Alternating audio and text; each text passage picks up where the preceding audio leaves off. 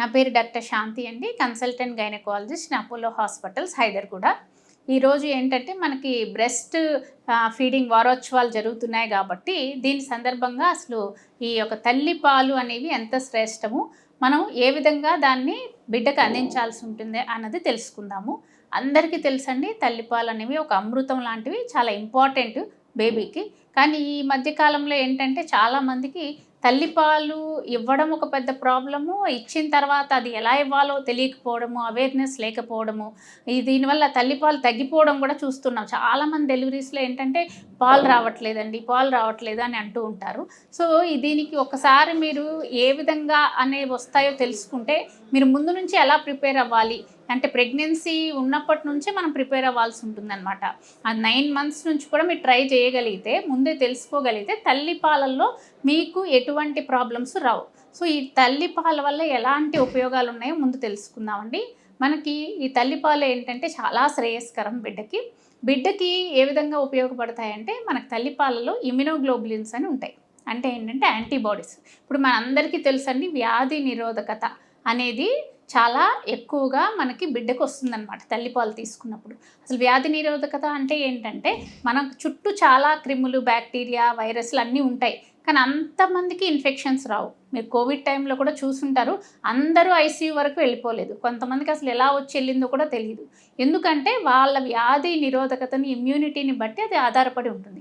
తల్లిపాలు ఇవ్వడం వల్ల బిడ్డకి ఆ వ్యాధి నిరోధక శక్తి అనేది చాలా ఎక్కువగా ఉంటుందన్నమాట. ఎందుకంటే వాటిలో ఇమ్యునోగ్లోబులిన్స్, యాంటీబాడీస్ అనేవి ఈ తల్లిపాలల్లో ఎక్కువగా ఉంటాయి. ఇవేంటంటే మనకి మామూలుగా ఏదైనా ఇన్ఫెక్షన్ అటాక్ అయినప్పుడు మనకి తెల్ల రక్త కణాలను వినే ఉంటారు. ఆ తెల్ల రక్త కణాల్లోంచి యాంటీబాడీస్ అనేవి వచ్చి మనకి ఆ యొక్క బ్యాక్టీరియా కానీ, వైరస్ కానీ ఏది ఉంటుందో దానికి అగెనిస్ట్గా ఫైట్ చేసి, యుద్ధం చేసి దాన్ని చంపేస్తాయి అన్నమాట. సో అవి ఉండడం వల్ల ఏంటంటే పిల్లలకి పుట్టిన వెంటనే మనం ఎన్నో ఇన్ఫెక్షన్స్, చాలామందికి న్యూమోనియా, కొంతమంది వినే ఉంటారండి, కోల్డ్ కాఫ్ వచ్చి తగ్గదు, లంగ్ వరకు వెళ్ళిపోయి లంగ్ ఇన్వాల్వ్మెంట్ అయిపోవడము, అది న్యూమోనియాకి దారి తీయడము, అడ్మిట్ అవ్వడము, ఐసీయూలో అడ్మిట్ చేయడం కూడా పిల్లల్ని కూడా చూస్తూ ఉంటాం. సో అలాంటి రెస్పిరేటరీ ఇన్ఫెక్షన్స్ మనం అవాయిడ్ చేయొచ్చు. తర్వాత కొంతమందికి పిల్లలకి ఇయర్ ఇన్ఫెక్షన్స్ అండి, కోల్డ్ కాఫ్ వచ్చాక ఈ చెవుల్లో కూడా చీమ్ లాంటిది వచ్చి చాలా నొప్పిగా, చాలా బాధపడి ఏడుస్తూ ఉంటారు చిన్నపిల్లలు. ఆ ఇయర్ ఇన్ఫెక్షన్స్ కామన్ అనమాట. సో అలాంటివి కూడా తల్లిపాలు ఇచ్చిన బిడ్డలకి తక్కువగా వస్తాయి, ఎందుకంటే వ్యాధి నిరోధకత ఎక్కువ ఉంటుంది.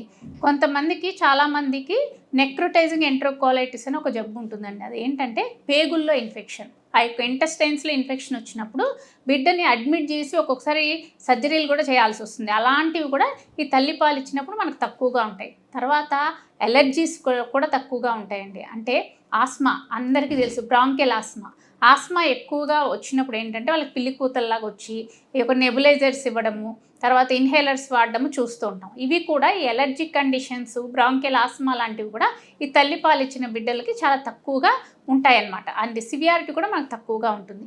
సో ఎందుకంటే వీటిల్లో ఇవన్నీ ఉండడం వల్ల మనకి ఆ యొక్క అడ్వాంటేజ్ ఉంటుంది. సో ఇవే కాదండి, తల్లిపాలు ఇచ్చినప్పుడు వాళ్ళకి ఈ న్యూట్రిషనల్ డెఫిషియన్సీస్ కూడా రావు. ఎందుకంటే తల్లిపాలలో మంచి proteins, amino acids, fats, carbohydrates ఇవన్నీ ఎక్కువగా ఉంటాయి. యాంటీ ఆక్సిడెంట్స్, మినరల్స్ ఇవన్నీ ఎక్కువగా ఉండడం వల్ల మనకేమవుతుందంటే బిడ్డకి న్యూట్రిషనల్ డెఫిషియన్సీలోకి వెళ్ళరు. అంటే మాల్ న్యూట్రిషన్, కొంతమంది ఏంటంటే సన్నగా, ఎమాసియేటెడ్గా చూస్తూ ఉంటారు, ఏంటి ఇంత బిడ్డ వీక్గా ఉన్నాడని వచ్చిన వాళ్ళందరూ అడుగుతూ ఉంటారు. అది ఎందుకంటే డెఫిషియన్సీ, సరైన ఆహారము బిడ్డకి వెళ్ళకపోవడం వల్ల, ఆహారంలో ఏంటంటే ఆ పాలల్లో మంచి న్యూట్రిషనల్ వాల్యూస్ లేకపోవడం వల్ల వాళ్ళు కొంచెం వీక్గా కనిపిస్తూ ఉంటారు. సో వీళ్ళల్లో ఏంటంటే మనకి తల్లి పాలల్లో ఉండే గ్యాలక్టోజ్, లాక్టోజ్ లాంటివి బ్రెయిన్ డెవలప్మెంట్కి ఉపయోగపడతాయి. తర్వాత టారిన్ అలాంటి అమైనో యాసిడ్స్ ఏంటంటే న్యూరో ట్రాన్స్మిటర్స్, బ్రెయిన్లో పనిచేసే న్యూరో ట్రాన్స్మిటర్స్లో ఉపయోగపడతాయి. తర్వాత మంచి కార్బోహైడ్రేట్ ఉంటుంది, అన్సాచురేటెడ్ ఫ్యాటీ యాసిడ్స్ ఉంటాయన్నమాట తల్లిపాలల్లో. అవి ఏంటంటే నర్వస్ సిస్టమ్ ఇంప్రూవ్మెంట్కి, బేబీ బ్రెయిన్ డెవలప్మెంట్కి కూడా ఉపయోగపడతాయి. సో ఈ విధంగా న్యూట్రిషనల్ డెఫిషియన్సీస్ కూడా మనం అవాయిడ్ చేయొచ్చు.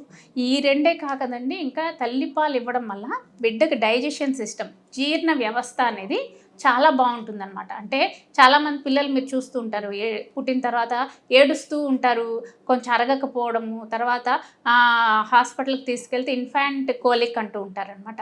ఆ స్పాజంలోకి వెళ్ళిపోయి కొంచెం పెయిన్ రిలీఫర్స్ అలా కిల్లర్స్ ఇస్తే కొంచెం తగ్గుతూ ఉంటాయి, యాంటీ స్పాస్మోడిక్స్.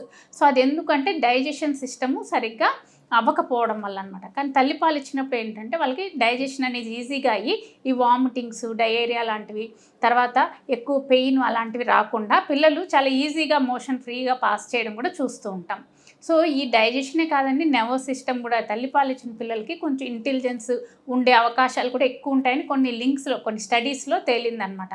సో అది ఎందుకంటే నర్వస్ సిస్టమ్ మీద మంచిగా పనిచేయడం వల్ల ఈ విధంగా మనకు అడ్వాంటేజ్ ఉంటుంది.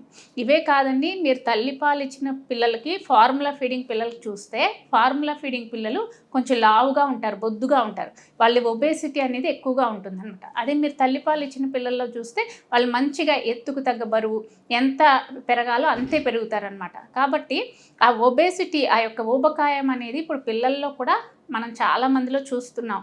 సో ఆ ఊబకాయాన్ని మనం నిరోధించవచ్చు బ్రెస్ట్ ఫీడింగ్ ఇవ్వడం వల్ల. ఇవే కాకుండా ఫ్యూచర్లో కూడా వాళ్ళు 35-40 ఇయర్స్కి డయాబెటీస్ లాంటివి వెంటనే వచ్చేయడము, తర్వాత థైరాయిడ్ లాంటివి, హైపర్ టెన్షన్, బీపీ లాంటివి, తర్వాత కొన్ని క్యాన్సర్స్ కూడా రావడం. బ్రెస్ట్ ఫీడింగ్ ఇవ్వని పిల్లలకి ఏంటంటే కొన్ని క్యాన్సర్స్ కూడా వస్తూ ఉంటాయి అన్నమాట. ఈ బ్రెస్ట్ ఫీడింగ్ ఇవ్వడం వల్ల ఇవన్నీ మనం నిరోధించవచ్చు. అలర్జీస్ నిరోధించవచ్చు, ఇన్ఫెక్షన్స్ నిరోధించవచ్చు, కొన్ని రకాల క్యాన్సర్స్ నిరోధించవచ్చు, వాళ్ళల్లో ఒబేసిటీని నివారించవచ్చు, లైఫ్ స్టైల్ డిజార్డర్స్, డయాబెటీస్ లాంటివి కూడా మనం నివారించవచ్చు. సో వాళ్ళకి పుట్టినప్పుడే కాదు, వాళ్ళు పెరిగి పెద్దయి 45, 50, 60 సంవత్సరాల వరకు కూడా ఈ బ్రెస్ట్ ఫీడింగ్ ఎఫెక్ట్ ఉంటుంది. ఇది పిల్లల్లో ఉపయోగాలు. ఇవి కాకుండా తల్లిలో కూడా చాలా రకాల ఉపయోగాలు ఉంటాయి. బ్రెస్ట్ ఫీడింగ్ ఇవ్వడం వల్ల అందరూ ఏమనుకుంటారంటే కొంచెం నా అందం పోతుంది, ఈ యొక్క రొమ్ముల సైజులు అన్నీ సాగిపోతుంటాయి అనుకుంటారండి. కానీ అలా కానే కాదు. బ్రెస్ట్ ఫీడింగ్ ఇవ్వడం వల్ల ఏంటంటే వాళ్ళు ఇంతకు ముందు ప్రెగ్నెన్సీ ముందు, డెలివరీ ముందు ఉన్న ఆకారాన్ని కానీ, తర్వాత ఆ యొక్క బరువుని కానీ మళ్ళీ తెచ్చుకోగలుగుతారు. ఎందుకంటే అందరూ ప్రెగ్నెన్సీలో ఒక 12 కేజీలు అనేది పెరుగుతారండి సాధారణంగా. ఫస్ట్ 3 నెలల్లో ఒక కేజీ, తర్వాత మధ్యలో 3 నెలల్లో ఒక 5 కేజీలు, లాస్ట్ 3 నెలల్లో ఒక 5 కేజీలు పెరుగుతారు. ఇది డెలివరీ అయిన వెంటనే వాళ్ళకి బేబీ ప్లసెంటా అవి తగ్గిపోవడం వల్ల ఇమీడియట్గా ఒక 5 కేజీలు అయితే వాళ్ళు తగ్గిపోతారు ఒక 12 కేజీలు. కానీ మిగిలిన బరువు అంతా అలాగే ఉండిపోతుంది. సో అది ఎలా తగ్గాలి అని చాలామంది స్ట్రగుల్ అవుతారు. ఈ బ్రెస్ట్ ఫీడింగ్ ఇవ్వడం వల్ల వాళ్ళు స్లోగా నార్మల్కి, ప్రీ ప్రెగ్నెన్సీ వెయిట్కి అనేది రావడం జరుగుతుంది.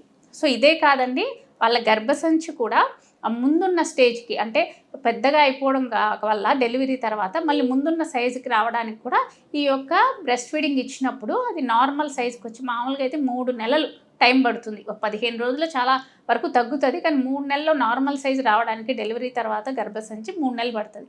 అవి ఇన్వల్యూషన్ అంటాం అనమాట. ఆ ఇన్వల్యూషన్ని కూడా ఇది బ్రెస్ట్ ఫీడింగ్ ఇవ్వడం వల్ల యూట్రస్ కూడా నార్మల్గా అయ్యి బ్లీడింగ్ అనేది తక్కువ ఉంటుంది. చాలామందికి డెలివరీ తర్వాత బ్లీడింగ్ అవుతానే ఉంది మేడం అంటే మన ఎనీమియాలోకి వెళ్ళిపోతారు. సో అలాంటి బ్లీడింగ్ని కూడా మనం పోస్ట్ పార్టమ్ బ్లీడింగ్ అంటాం. సో డెలివరీ తర్వాత ఈ బ్లీడింగ్ని కూడా మనం తగ్గించవచ్చు బ్రెస్ట్ ఫీడింగ్ ఇవ్వడం వల్ల.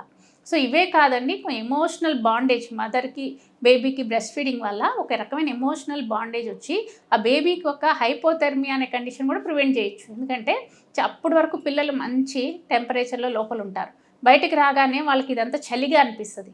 అదే మదర్కి దగ్గర ఉందనుకోండి, ఆ బాడీ యొక్క టెంపరేచర్ వచ్చి మా బేబీ యొక్క టెంపరేచర్ కూడా మెయింటైన్ అవుతుంటుంది. ఇద్దరి మధ్యలో కూడా ఒక ఎమోషనల్ బాండేజ్ అనేది డెవలప్ అవుతుంది. దీనివల్ల ఏంటంటే మదర్స్ పోస్ట్ పార్టమ్ డిప్రెషన్లోకి అలా వెళ్లకుండా కొంచెం ఆ యొక్క ప్రెగ్నెన్సీ అనేది ఎలాగైనా కొంచెం పెయిన్ఫుల్ కండిషన్, డెలివరీ ఇవన్నీ కూడా, కానీ ఒక్కసారి బేబీకి డెలివరీ అయినప్పుడు కానీ బ్రెస్ట్ ఫీడింగ్ ఇవ్వడం వల్ల ఒక రకమైన మనశ్శాంతి అనేది తల్లికి రావడం మనం చూస్తూ ఉంటాం. ఫ్యూచర్లో కూడా మదర్కి బ్రెస్ట్ ఫీడింగ్ ఇవ్వడం వల్ల బ్రెస్ట్ క్యాన్సర్స్, ఓవేరియన్ క్యాన్సర్స్ కూడా మనం నివారించవచ్చు. సో అవి కూడా వచ్చే అవకాశాలు తక్కువగా ఉంటాయి. అవే కాకుండా డయాబెటీస్, హైపర్ టెన్షన్ వచ్చే రిస్క్ ఉన్నదనుకోండి ఫ్యామిలీలో, కానీ బ్రెస్ట్ ఫీడింగ్ ఇవ్వడం వల్ల కొంచెం పోస్ట్పోన్ అవుతాయి. 40 ఇయర్స్కి రావాల్సిన 50-60 ఇయర్స్కి వస్తాయి అన్నమాట. సో ఇన్ని ఉపయోగాలు తల్లికి బిడ్డకి కూడా మనకి తల్లిపాలు ఇవ్వడం వల్ల చాలా ఉపయోగాలు ఉంటాయి.